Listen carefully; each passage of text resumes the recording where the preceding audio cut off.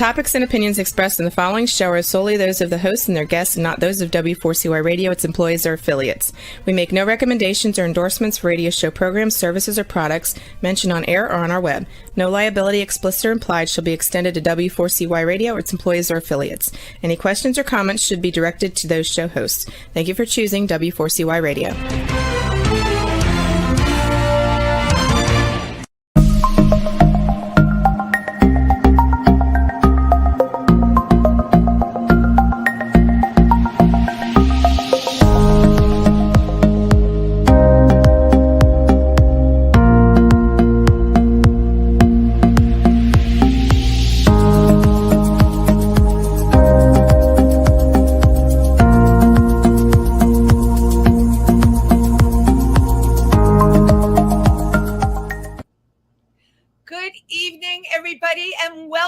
To Triversity Talk on this sweltering Wednesday night.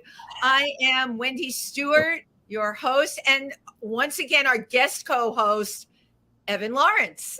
Hi, Evan. Hello. Good evening, Wendy. How are you? Do I even call you a guest anymore? You're not a guest because you've been on a couple of times. I'm recurring. Oh, I love that. Thank you. You know, that's good. I'm gonna totally use that. How was your day today? It was good. I tried to move as little as possible. How do you do that, Evan? You know, I'm recovering. I'm a little bit in mourning. I had to put my cat to sleep on Monday, and she was 13 years old, but she was really suffering, and I'm glad she isn't anymore. Right. And you know, because you're a spiritual person, she's in a better place. And I mean, the way all of us are with, I hate calling them our animals. I call my little menagerie my fur babies. And to anybody listening that has dogs, cats, rabbits, chinchillas, or ferrets, they're our very good friend Jed Ryan has two ferrets. You know, our fur babies are everything to us. Now, even with all of that, Evan, I know you were in mourning, but you did Bronx Pride. Tell us a little bit about Bronx Pride. That was very interesting. Besides a 2-hour trip up there and back, Bronx is far. It was like an outdoor coliseum hosted by Apollonia Cruz, who put this huge event together, and she definitely needs more help. I had a 2-hour wait to perform, which was fine. You know, I enjoyed the whole experience, and it was great performing live in front of strangers in a park, in Crotona Park. And yeah, it's the whole thing with because a lot of the shows that we do are in front of, you know, people in the entertainment industry or, you know, like-minded people, but it's a whole different ball of wax when you go somewhere and it's strangers, and then it's also in a park. So it's not a selected audience. It's an audience that can just be strolling through the park. Yeah, it's true. And I was very successful with my first song. I'm not sure about the second one, but you know, I mean, this is a random crowd, so who knows what's going to happen. Listen, you know what? Performers have to take risks, and you took a risk, and you were out there and you did your thing. And I heard it poured as well. Yeah, it actually poured while I was on the train. So, when I got off, it just sprinkled a little and it was all gone. Then you weren't singing in the rain then, Evan. It was all good. Nope, it was great. No singing in the rain for you. So this Sunday, I am with the Imperial Court of New York. We're doing Christmas in July. I've written a really funny parody for it. Very clean too, I may add. Wonderful. And I probably will also hear them a week from Friday on July 29th at Otter Shrunken Head. I will have another Christmas show. Yeah. I will have another Christmas in July at your show, Evan Laurence, because you know what? It's July and we need a little Christmas in July together. So, right? Don't you agree that we have right this very minute? Right this very minute. And you know what? We need things, ladies and gentlemen, that keep us up and keep us happy. I have got to these days, of course, what I say is I filter the news. I totally stay in touch with everything that's going on. And certainly, if you go to Triversity's site, Mary Weber Krause aggregates the most incredible articles about any of the laws and anything affecting the LGBTQ plus community. I read that, but in the world, I have to like kind of sometimes go la la la la la. I have to put my blinders on, right? Because there's a lot of stuff going on out there, and if you start paying attention to all of it, it'll make you not want to get out of bed, and it'll make the positive things that we all want to do in our life more difficult to do. So that's why tonight's guest is absolutely perfect to be here. Our guest tonight is a psychotherapist advocating and validating the marginalized and their allies. And tonight's guest also works with cognitive-based therapies and helps people achieving that wellness balance. I'd love for you all to meet Dwayne Brown. Thank you. Hey. Hello, Wendy. Welcome. Hi, Wendy. Hello, Evan. Hi. Sorry for your loss, Evan. Oh, thank you. Thank you. I lost one in December. Oh. Yeah. Oh, I'm sorry, Dwayne. And thank you for saying that to Evan. Dwayne, did you lose a cat also? Not a cat. My Havanese of 15 and a half years. Stop. In December. It was quite tough. But yeah, made it through it, but it was very challenging. Oh. So my heart goes out to you, Evan. Right. It is very, it's very, very challenging. My last Chihuahua, Mr. Fudge, ate a rock at 14. And it was bad. But I did something a lot of people don't do. I gave myself a week, and you're a good person to talk about this with, Dwayne, because of what you do. I gave myself a week, and then I thought, I have a big void, right? Because you can never fill the pause of the one that came before, but there's a void left, and I couldn't live with that void. So I went online, and I saw some puppies had been born outside of Scranton, Pennsylvania, and that's how I got Mr. Nugget. It is ironic because this one I'm so attached to. It's like it's sick. I want to do what the Mayans do. They were buried with their dogs. That's what I want. That Mama and Nugget will be buried together. We're hoping you outlive your dog. Thank you, Evan. But if it doesn't happen, and Dwayne and Evan, if you come to the funeral, just say this is what she wanted. Oh. You'll be my. I'm glad you took care of yourself. And, there is no, timeline as to when you should get a new pet or when you should start dating after a loss. It's like you need to do what speaks to you. And I think it's really admirable that you took care of yourself. You knew that you couldn't sit and wait, that you needed that companionship, and you went and got another dog. Yeah. Yeah. And I thank you for getting that. And yeah, there's not a day that goes by. I wake up every morning and I say, thank you, universe, for sending this wonderful soul into my life. Yeah. Listen, we all need to be able to take care of ourselves now. These to me are unprecedented times. Right. And you know this now, as a therapist, you just started, I know you've been seeing clients for a long time, but you just started your own business. Can you tell us a little bit about that, little background? Yeah, sure. So, I started, I worked for an agency for many years. And then I also worked Tuesday and Thursday nights. I started a small private practice working with 3 people on Tuesday nights, 3 people on Thursday nights. And just as the pandemic, during these times of this pandemic, the social work field has definitely seen its growth. Social workers, therapists, we've always kind of been like at the bottom of the rung, and when it comes to healthcare, but during the pandemic, people really came to understand how important mental health was. And so in that, it was an influx of people coming to agencies, people coming to private practice, looking for support. And I just saw the opportunity. I've been with this agency for 4.5 years, and I have a great mentor. And he was like, I think this is the time for you to, launch your practice. And so I did that. I resigned on May the 27th.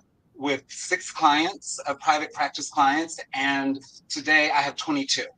I mean, it was It was a pretty quick ramp up. I mean, I wasn't expecting this at all, but So it's been amazing. that's amazing. And I want to congratulate you, first of all, for growing your business since May to that degree. But the other thing is, my God, that people need to take care of themselves to this degree because we're not being taken care of right now, right? No. People that aren't seeing therapists, I mean, it's like anything goes out there. And with everything that came down during the pandemic, you know, we've all heard this. The United States is the richest country in the world, blah, blah, blah, blah, blah.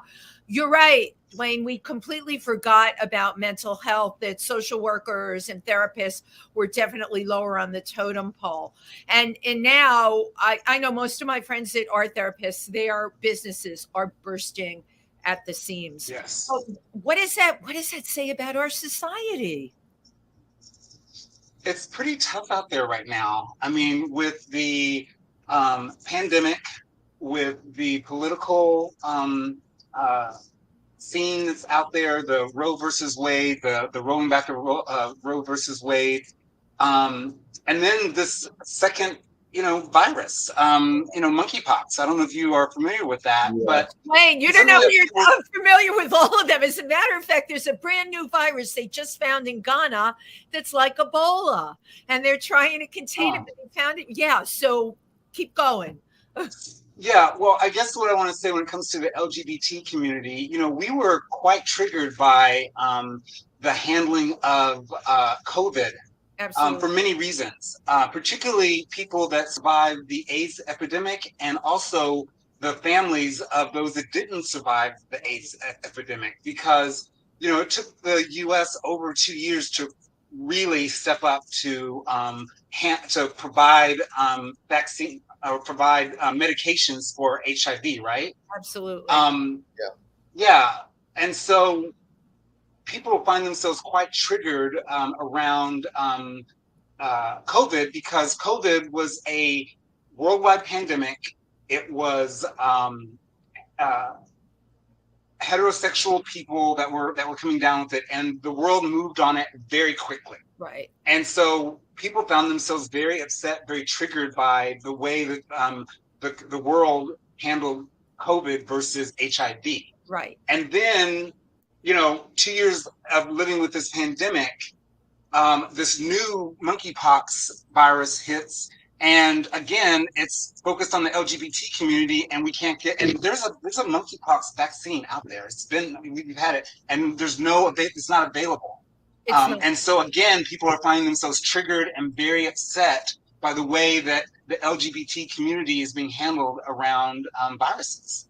If you go this article, I read it this morning, they profiled 5 different men with monkeypox, okay, and what they had to go through.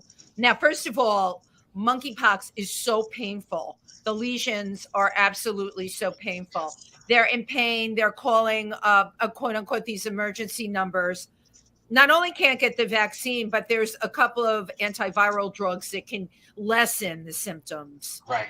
They can't get those either. Finally, there were 2 people on there that seemed to know how to work the system that were able, I think, to get them through Bellevue Hospital. But to your point, you're absolutely right. It is like reliving. I mean, for me, because we're part of a big AIDS organization in the 80s, and I lost many friends. All of this is coming up again. I'm like, I can't believe that this is happening again, because, okay, back then they didn't, we had, till they came up with the cocktails, every damn thing they came up with, one was just worse than the next. ACT killed so many people. But now, right, with all of the research and everything, we know there is a vaccine for monkeypox, and we know there's antivirals they can be giving people, and they're dragging their damn feet again. So yeah, triggering. You're right. Yes, very true. It's absolutely triggering. Have you had clients express this concern to you regarding monkeypox? Yes, definitely had them, concerned about monkeypox. Also finding themselves very triggered by COVID, and just kind of like rehashing the challenges of the AIDS epidemic. Yes. Right. definitely. So how would you start with somebody who is feeling like we all do? I mean, how would you start treatment with them? From a being triggered, I guess one would be to talk about and well, it's trauma, right? So it's traumatic. I would definitely want to sit down with them and we would process the trauma. Like sit down, talk about what is it that's triggering about this, identify the feelings that are attached to it, because trauma doesn't go away. But what you can do is, as you process it and talk about it, and actually able to identify the actual specific feelings, not just like I'm angry, I'm really coming up with true, like I'm frustrated, whatever it is, but coming down with what it is that's truly the feeling. It starts disseminating. It starts losing Name its it so it power. isn't an invisible thing. Yeah. Right. Yeah. Because what happens is people end up stuffing their feelings and not really dealing with how they're feeling, and they're not dealing with the trauma of the experience. Right. But that's, you know what? That's understandable. And that's why they come to you, right? But in the world, amongst our friends, amongst the gatherings and things that we go to, it's still people. I think the natural tendency is to put on a good face and not to show like what's happening in here. And I guess what's become so triggering for me because of the pandemic, right? So I came through the AIDS era and went into the 90s angry. Okay, too many people died. Optimistic because there were people I was actually able to get those off-label drugs for, and they're still alive. So that was the good thing I could hang on to. But the whole thing that happened to the people that passed, to the families that lost their sons and daughters, right? It should have never gone to that degree. And we all know, right, how it got that way. And you would think we've evolved to now and we don't want to see history repeating itself. And yet, I can tell you, I read these maps where cases of this and cases of that, and monkeypox is really growing. So before it ends up doing what happened with HIV, let's get a handle on it. Let's make the vaccines and everything available. Yeah. Those in power aren't talking about it. They're talking about it, right? And right, Evan, every minute they're talking about it, and somebody's getting infected. Do you feel, Dwayne, and maybe this is a pointed question, do you think if it were the general population and not and by the way, here's what I believe. I believe this monkeypox is going to be everywhere. Let's face it. HIV predominantly started in the gay community, but you know what? Come on. Logic tells us these are viruses. They freaking spread. So, what do we do as people? What can we do to make things accountable? I mean, I have to tell you both, and Evan, you know about this. Evan and I perform in bars that are very crowded a lot of the time. People are on top of each other. I won't even mention masking because they don't. And Evan, you know some of the clubs that we've been in, and it's a risk. And if you say anything to anyone, they look at you like, you've got a horn coming out of your head or something. Evan, you've certainly been more careful than me through this whole thing. I get sloppy. I admit it. I've had COVID 3 times because of it. I paid the price every single time. But, now with this monkeypox thing, they're calling it sexually transmitted, but there are cases, if you follow it, where it's been skin to skin. So, I think of those sweaty bars and people on top of each other. They got to get on this, right? Yeah. I mean, I think the key is just people getting vaccinated, taking care of yourself the best way, that whatever it is that makes you comfortable. If it's not going to sweaty bars, if it's not, I go to a gym and, it's like, it's very easily transmittable through just skin contact or, surfaces. So it's like, I think the best thing to do is to get vaccinated. Right. But again, that's a challenge because the vaccine isn't available, it isn't readily available. But your job is, I mean, I'd say part of your job would be to help people live without fear. Yes. Too. Yeah. Well, I don't know about live without fear, but to have a healthy amount of fear. Right. You know, to have a healthy approach to fear. It's okay to be fearful, but you know, are you isolating at home? Are you, you know, being obsessive about it, about not going out? Is it impeding your daily activities of living? You know, fear motivates people. You know, it's like fear isn't necessarily a bad thing. So it's just making sure that someone has a healthy level of fear. And if they don't, talking about it, processing it, you know, helping them come to understand that, you know, where they're at with their fear level, they should consider, you know, trying to adjust that and be more, try to be open to not being so fear-based. Okay. I mean, I have a director I worked with that wrote a book, Fear is Good. I have to give you that book because it's got, you know, the picture from the Scream. Who thought, Monk, right? Who did that picture again? Edward Monk. Right. So that screaming figure, it's on the cover of the book, and the book is about Fear is Good. And I agree with you, Dwayne. It's you know what it is? It's a healthy balance of fear, you know, not being stupid, not being selfish. You need to have I think a healthy balance of fear in your life. You know, because that's what makes you take the right steps. And you know what, you could roll this healthy balance of fear into the thing about self-care. Somebody comes to see you, Dwayne, it's about self-care, right?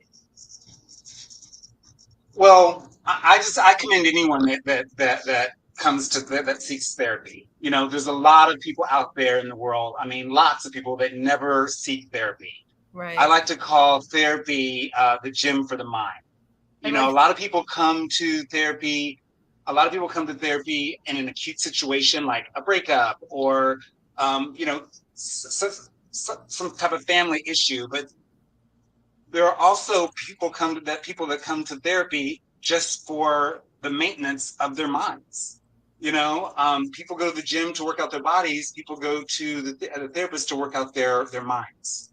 And it can be a very maintenance-based activity. You know, can definitely be a supportive way to be able to, you know, deal with certain things that are going on in your life.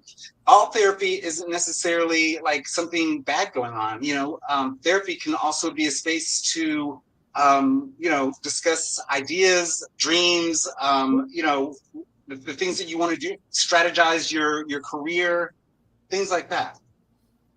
So it becomes a very supportive thing as well. I think the analogy that you gave of the gym is really good. I go to the gym because it makes me feel good, you know, and it makes my body feel a certain way, and then all of that makes me happy, and then I have the energy that I want to have. And therapy works that way too. If you like you said, if you can discuss your dreams with someone, and you can't always do that, right, with your friends. Yeah. I mean, the thing about therapy is you are meeting with someone that is typically unbiased, usually unbiased. It's a confidential space. The only time that a therapist would report anything is if you said you were going to hurt yourself or someone else. So it's confidential. Right. And, you know, family and friends are great for some things, but, you know, they're always going to be putting in, not always, but a lot of times they're putting in their opinions on things. And, you know, sometimes they have other motivations in their response to the things that you're trying to talk to them. Right.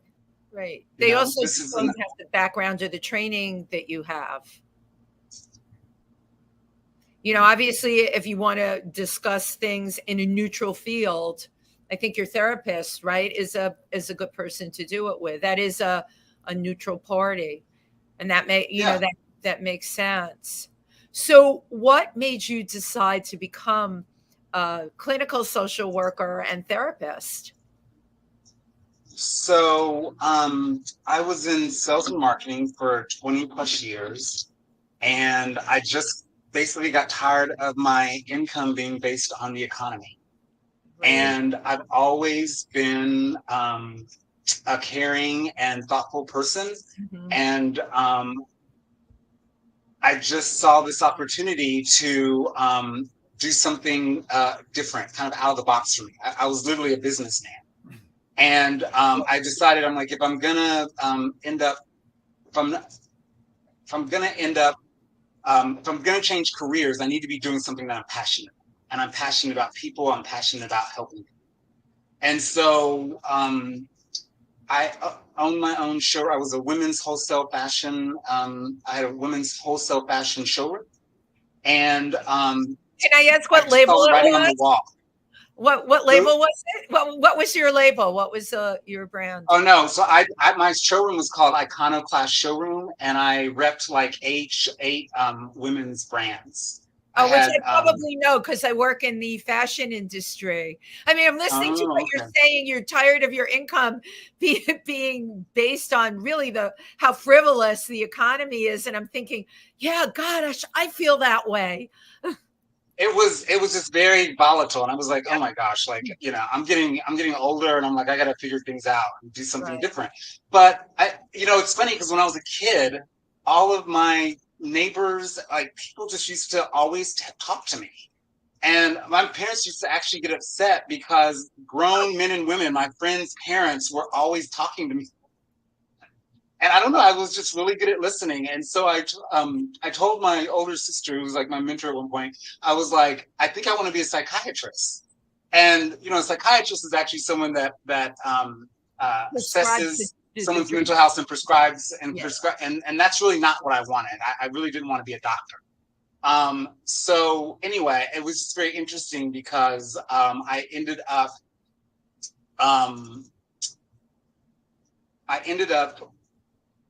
meeting with a friend of mine that was a therapist, and I just said, hey, I think I'm interested in being a therapist. I'd like to talk to you more about it.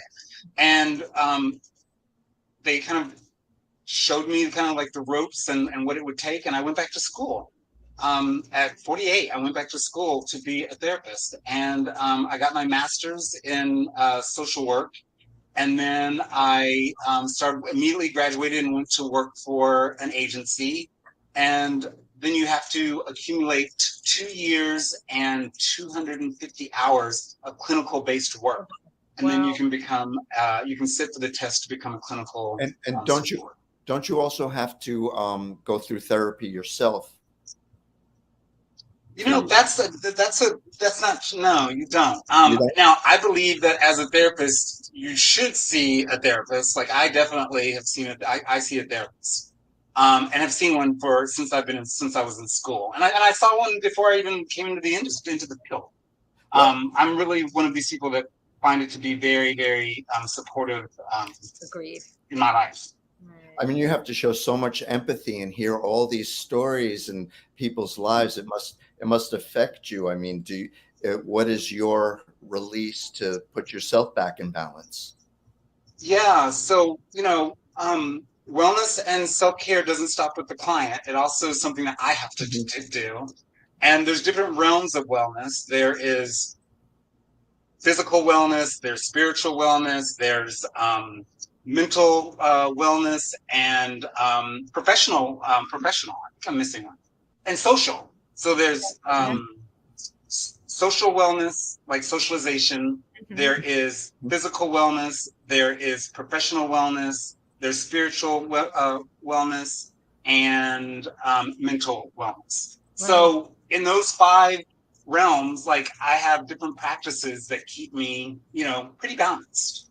Wow. And self-care, people think that self-care is going and getting a mani and pedi. It's so much bigger than that. Yeah, really. In the professional realm, do you set boundaries and make sure that you're, working the amount of hours that you're comfortable working? Do you set boundaries with your boss? Socialization. Are you getting out and making time for yourself and your loved ones? When it comes to physical, I work out 3 to 4 days a week. and I eat healthy, and I drink. There's a lot of behavioral things in wellness. So like I drink, you know, six to seven glasses of water a day. I get 7 to 8 hours of sleep a night. I eat 3 square meals a day plus snacks. That's good. You know, all of these things are things that keep me and a person that practices wellness in a more balanced mood state. Excellent. Well, everything you're describing, I do. But I'm very structured, and I have to do this because I'm very structured. And not everybody totally understands the 4 times a week. For me, it's 3 to 4 times a week workout. The setting and the boundaries, I find people have an issue with, and sometimes I get a little guilty when I start setting those boundaries. But you know what? As you get older, you start to feel better about making those choices. That's what I want to say. Oh, absolutely. And the boundaries are really important. It was something I had a big issue with because I would let hours go by and get, 4, 5, 6 phone calls, texts from people that I would say are EDing, which means emotional dumping. Because like you, I've always been a good person to talk to. Right. And unfortunately, my daughter inherited the same ability, but she's got me for a mom. So I told her, you got to be careful with friends that they're not EDing your time. And you can't be afraid to, right? Evan, you know what I'm saying is true, to put up that wall and say, you know what, I have to go now, and that's it. It's okay to do that. Please take your vampire teeth out of my neck. Right. Right. Yeah, I call emotional vampires. Yeah, right. Yes. Right. Get your teeth. Right. Get your emotional vampire teeth out of my neck. But even to this day, I catch myself. I have to work to catch myself from doing that. This one thing I learned really from the pandemic, I came to a lot of self-realizations. Now, you have to understand. Yeah, a lot of people did. And I've had people on my other show and even on this show, oh, the pandemic was good because it made me do this, that, and the other. The pandemic made me very angry, Dwayne. Angry. Because a career that I had 45 years in stopped. Cold stone stopped. Along with, right, the financial, everything. Like my world blew up. And I'm like, this is unacceptable. So part of finding my space again was realizing what my power was. That was not a victim. And I had to, and the thing, even with the power, I still have to work on that. Instead of waiting for the call, making the call, being the one. Right. I know you understand this, initiating the call, being the one. I hate using this phrase. Who came up with this? Taking the bull by the horns. I hate that. Evan, do we have anything better than that? What do we? I could twist that phrase around, but you're not going to like it. Oh, is it right? Grabbing by the cañones? Something in that vein. But it's, it's being able to take your power back as a person. And certainly for both Evan and I, the entertainment industry, the fashion industry, the level of, I think in those particular industries, Dwayne, the level of victimization is absolutely through the roof. Because, go ahead. I was just going to say, I worked for an agency that focused on people in the entertainment industry, but that was my last job before I went private practice. Okay. So I'm very, very aware of how the entertainment community was affected by COVID. It was just like, not only from a financial aspect, but even an emotional. When your role, when your job is to, one that you are responsible for helping people emote, and feel, that is very different from someone that's an accountant. Like, you know what I mean? Like, it's a very different thing. And to lose the ability to be able to express, emote in the way that an entertainer is used to doing, like, it can be such a loss. I dealt with a lot of people that were really grieving the loss of their careers. Yeah. If you worked in the entertainment industry, then you know there was even this Facebook group of entertainers and all the support people in film and theater. It was called "The Pandemic Came and Now I'm Left with a Great Big Hole." And there were people would just go on there. It was helpful. You know, you could, well, they gave tips on how to collect unemployment, right? But also you could bitch and moan about how much this sucked. Because, you know, I have to tell you, Evan, I was happy for you, but you were able to work, you know, to keep your job during the pandemic. You worked from home. And Yeah, you could, that was a big surprise. Yeah, but talking about entertainment, I was punching a hole through the walls and doing the Zoom shows and Instagram and whatever I could do. So when it finally came about that we could perform live again, I just exploded onto the stage. Yes, I never appreciated it so much. Mm-hmm. You know, it's, yeah. Well, what did they say? You don't know what you got till it's gone, right? Yeah. Well, to your point, Wendy, about, you know, taking your power back, you know, there were so many people that started self-producing their own content, and, you know, maybe not making great money, but just doing something that they could call their own was very satisfying, right? And of course, still be able to get their unemployment if they needed to, and that's what kept them afloat. But just being able to still be creative in some realm, some aspect. It was very gratifying. And that is exactly what I did. I developed 3 shows during that time, and one of them got picked up by Glued TV, which is great. Very excited. Financial opportunities, the whole 9 yards. But when I started all of this, I had no idea. But I was telling my guests on another show today, I had a great life before all of this. I did. But I was forced, like many people, to, as Evan say, creatively reinvent myself, put together a whole new package, and basically at this stage of the game, when I would have liked to be throwing bonbons in the air, I got to start over. And guess what? You are an inspiration to me, Dwayne, because at 48 years old, you decided, I'm going to quote that movie, I'm mad as hell and I'm not going to take it anymore. I'm going back to school. Okay. I know I'd be good at this. You know, I'm a good listener. I like listening to people. And you took it is a risk, because that is still later in life. You know, when most people are still humming along, singing a song, you went back to school for something that was different than you were doing. Well, what people have a hard time, I think people are getting better at it. But sometimes people think that they're going to have the same career or in the same field forever. And, you know, things change. You know, there's ageism out there, you know, depending on what industry you're in. It's like, you know, don't even get forced out just by you can be the best at your job, but if you're getting older, like, it can be a challenge. Right. And you have to be able to reinvent yourself. You have to be able to, you know, because ego can get in the way. Oh, like, I'm going to be fine. But like, no, like, facing reality and being like, okay, what is it that I need to do next for myself?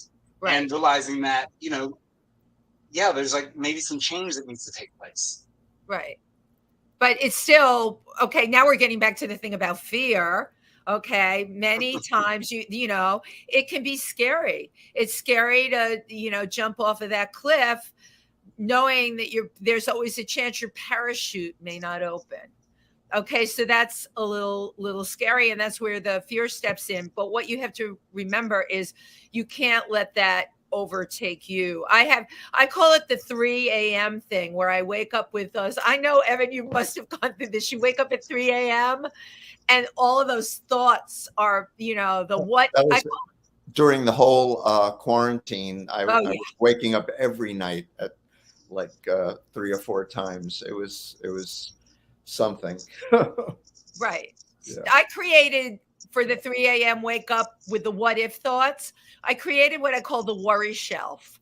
I imagine this shelf, and it's across from my bed, and I take one thought out at a time, these bad thoughts, and I put them on the worry shelf. And then I make sure my brain's all clean. And then I replace it with happy. What makes me happy? Maybe I saw a bunch of flowers that day, or I love dogs, a particular dog that made me smile. But I feel at 3 a.m., I'll fill my brain with the positive thoughts. And most of the time, I will fall right back asleep.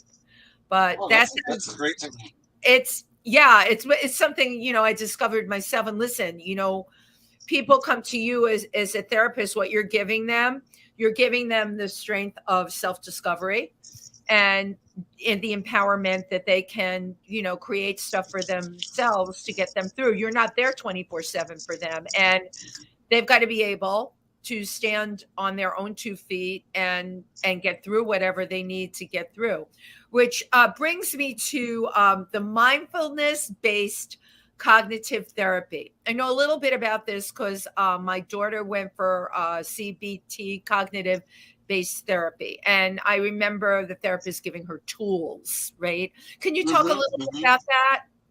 Sure. So it's actually CBT, which stands for cognitive behavioral therapy. Okay. And then there's also MBCT, which is mindfulness based cognitive therapy. So what's the difference? CBT, yeah. So CBT is a little more concrete. And it's about how to learn to reframe unhelpful thinking patterns. So you were kind of talking about that a little bit yourself, about how you kind of reframe at 3 a.m. in the morning. Yeah. So there are 11 different unhelpful thinking patterns.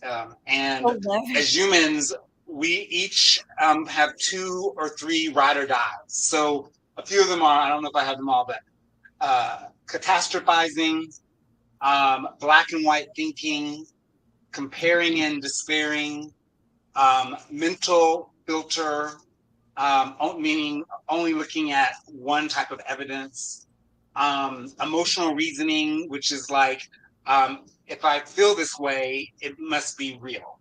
Like whatever they're thinking must be real. Okay.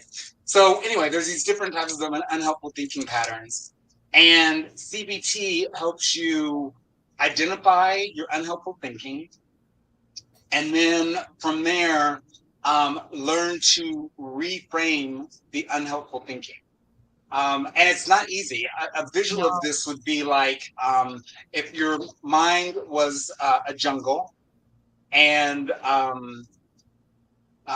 if your mind was a jungle and you had this automatic thought, this way of thinking about something, there would be this path to the right that, like, the path is the jungle path is cleared, the vines are out of the way, and you have this automatic thought or way of thinking about a certain thing.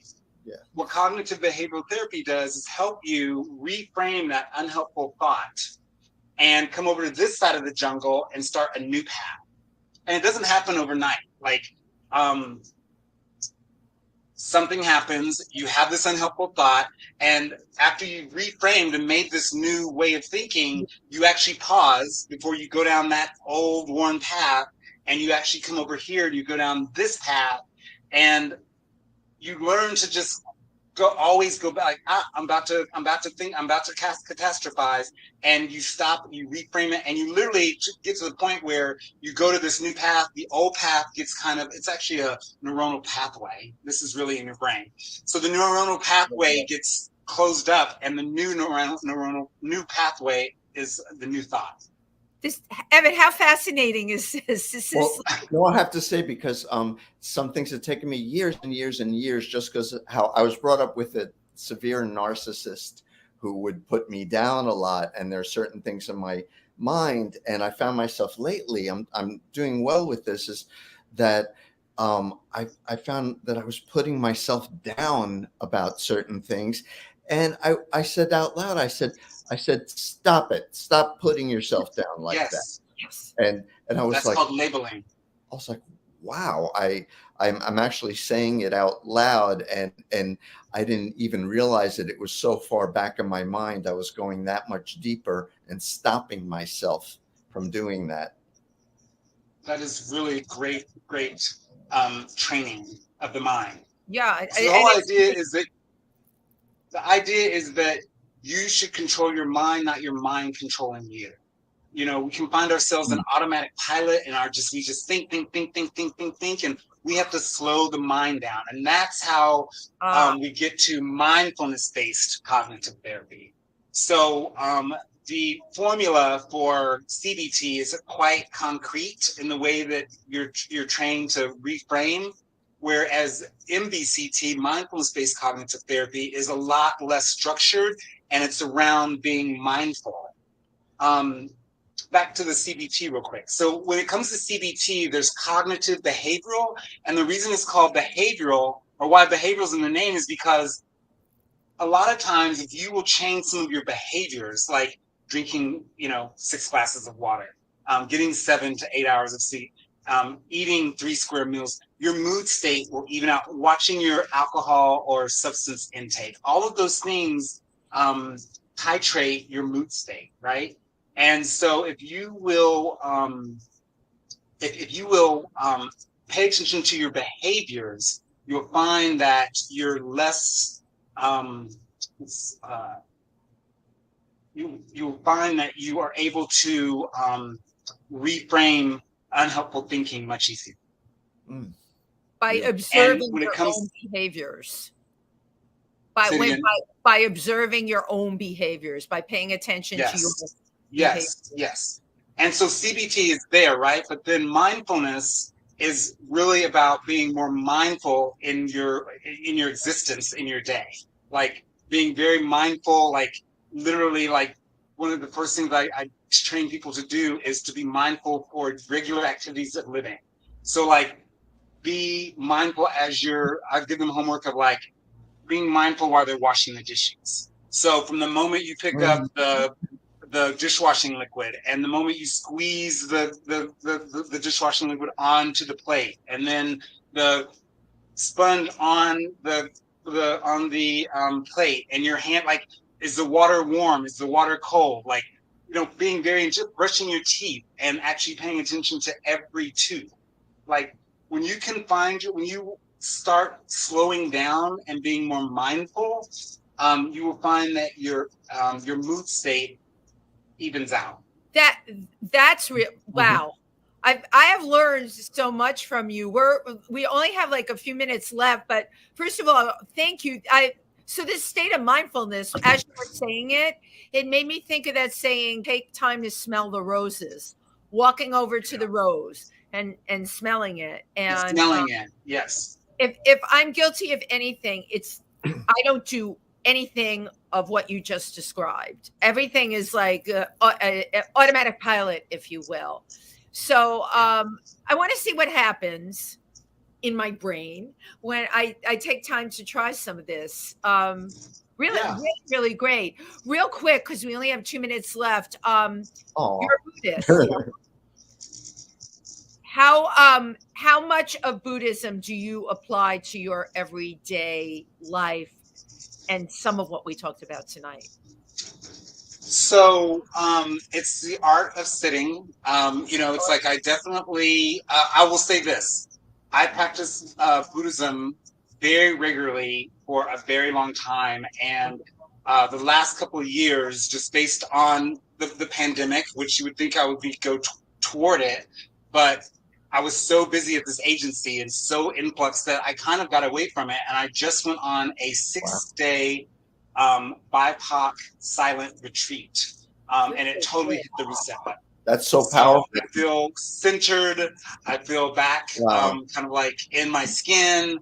And no, Buddhism plays a big part. Now, I'm very careful when it comes to working with people and I'm talking about Buddhism and they don't know that I'm talking about Buddhism. Right. Like it's a fine line. Like some people are very sensitive around religion or spirituality. So I share tenets and pieces of it in my work, but I don't, I try not to.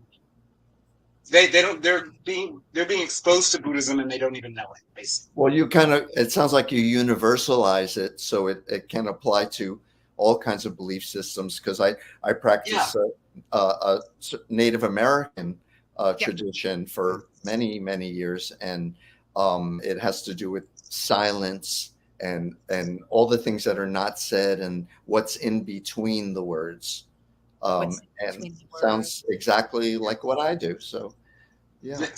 Well, before we go, first of all, thank you. Second of all, I can use a lot of what you talked about tonight because I realized my sitting state, I'm ready to jump out of my skin if I'm not doing something. Always. Right. No, Evan, you know that. I'm always. I'd be happy to lead you in a 15-minute meditation, guided meditation to get you started. That would be great. And yes, I know you plan on doing workshops and things like that. And I would be interested in coming to a workshop. So you'll keep us in the loop. Before we go, I always take one quick picture. Everybody say cheese. Thank you, Dwayne. Thank you so much. I wish you. Thanks for having me. Oh, so much love with your practice. Evan, it was very nice to meet you. Yeah. Oh, you'll see more of Evan. You definitely will. And maybe you can come to some of our shows. I'll give you the information. Got a bunch of stuff coming up. Thank you, everybody who tuned in tonight. We will see you next week. Please stay cool, stay calm, stay collected, stay focused, and take time to smell the roses. Good night, everybody.